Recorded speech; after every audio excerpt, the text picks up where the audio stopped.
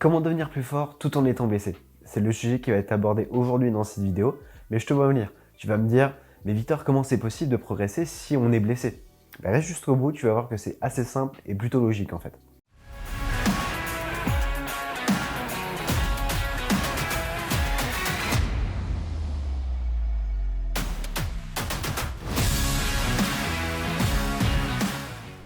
Pour ma part, je suis blessé depuis plusieurs mois au bras droit, donc j'ai une tendinopathie au niveau du biceps brachial et j'ai des épicondylites. C'est possible de devenir plus fort tout en étant blessé. Vous avez plusieurs techniques pour ça. Ça va être de travailler sur d'autres éléments. Pour ma part, vous savez que je suis spécialisé dans le statique, notamment dans les planches et les maltaises. Donc ce qui me fait le plus mal aujourd'hui, ça va être de travailler sur parallèle.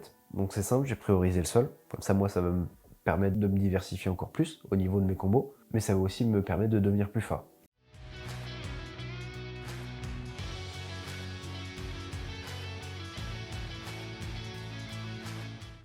Vous avez tout ce qui est pull aussi.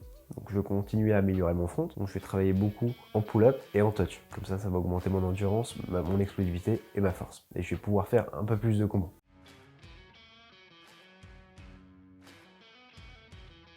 Vous avez aussi tout ce qui est unilatéral. Donc on en parle les handstand one arm, les flag one arm ou encore les planches one arm. Ce qui est bien avec le travail en unilatéral, c'est que vous n'allez pas seulement améliorer votre force et votre endurance, mais vous allez améliorer votre proprioception et votre équilibre. Et ça vraiment, c'est un avantage et un atout pour nos sports parce que c'est un sport qui requiert énormément de proprioception et d'équilibre. On défie constamment la gravité. J'entends par là sur la force ou l'endurance quand on apprend d'autres figures ou tout simplement quand on veut les perfectionner. Perfectionner ses axes d'amélioration. Qu'est-ce que ça veut dire? Ça veut dire qu'on va rentrer en détail sur chacun des éléments qu'on aura choisi, soit de perfectionner, soit d'apprendre. Comme je vous l'ai dit précédemment, ce qui me fait vraiment mal aujourd'hui, c'est de travailler sur para. Donc je vous ai dit que j'allais prioriser le sol. Donc je vais travailler les planches et notamment les prises qui me font pas mal. Donc sur point et sur doigt. Ça va augmenter ma proprioception, ça va améliorer mon équilibre et ça va augmenter ma fluidité, ma vitesse d'exécution par rapport à ces figures-là. Et par la suite, pouvoir les intégrer dans des combos. Ça va être aussi d'augmenter les combos qui me font pas mal. Donc enchaîner plusieurs figures sur un temps donné pour pouvoir les répéter, être beaucoup plus à l'aise et devenir plus fort. I don't ever slow up, no I don't take shit. I got no love for the fakeness. If you wanna play tough and wanna hate this, I'll always show up. I don't ever slow up, no I don't take shit. I got no love for the fakeness. If you wanna play tough and wanna hate this, I'll always show up and make a statement. I don't ever slow up, no I don't.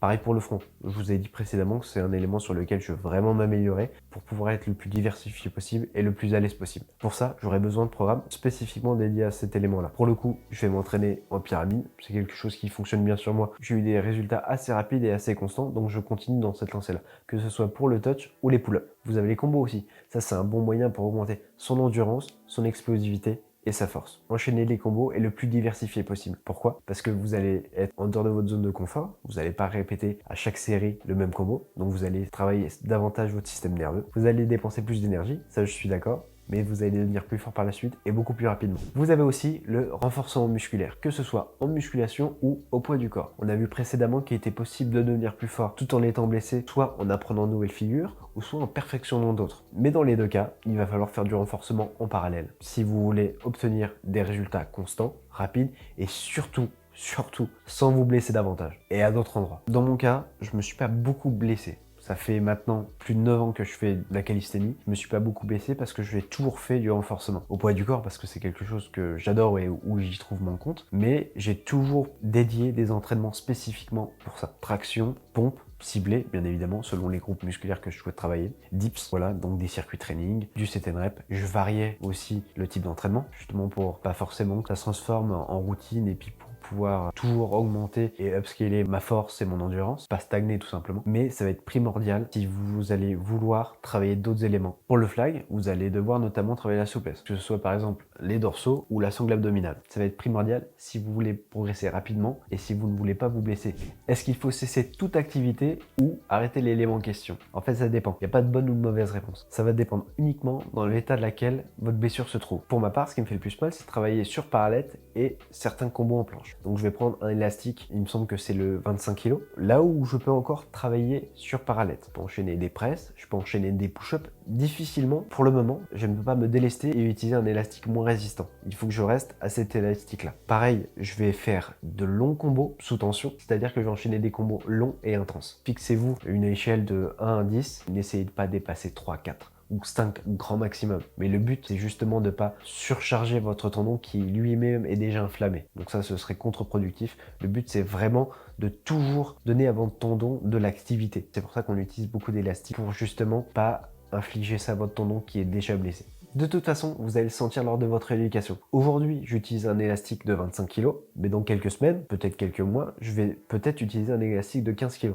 Je dois écouter mon corps, c'est-à-dire ne pas dépasser un certain seuil de douleur, ne pas imposer de plus de charge à mon tendon. Mais dans quelques mois, je pourrais descendre en charge, donc en résistance, mettre un autre élastique et surtout y aller progressivement jusqu'à ce que je puisse retravailler en libre. Il y a deux choses dont on n'a pas parlé, l'alimentation et le repos. L'alimentation, ça va être primordial, notamment dans votre vie d'athlète de tous les jours et ce qui va favoriser votre guérison. Pour le repos, c'est pareil, ça va être primordial pour la guérison de vos blessures. Oui, mais Victor, tu nous dis depuis tout à l'heure de faire plein de choses, mais comment guérir en fait? Pour ça, vous avez plusieurs choses à faire pendant votre rééducation. On parlait de renforcement musculaire tout à l'heure, c'est beaucoup plus utilisé de façon spécifique dans la rééducation pour soigner les tendinopathies ou même d'autres pathologies et types de blessures. Dans mon cas, ça va être beaucoup de faire des tractions, donc avec différents grips. Ça va être également de privilégier des exercices spécifiques pour isoler les zones où j'ai mal, du curl, halter ou kettlebell, peu importe, du curl marteau et ou de l'isométrie. Vous faites que de l'excentrique, donc en contrôlant la descente, concentrique plus excentrique, ou soit concentrique, vous restez en isométrie pendant quelques secondes, mais ça, c'est plus les professionnels de santé,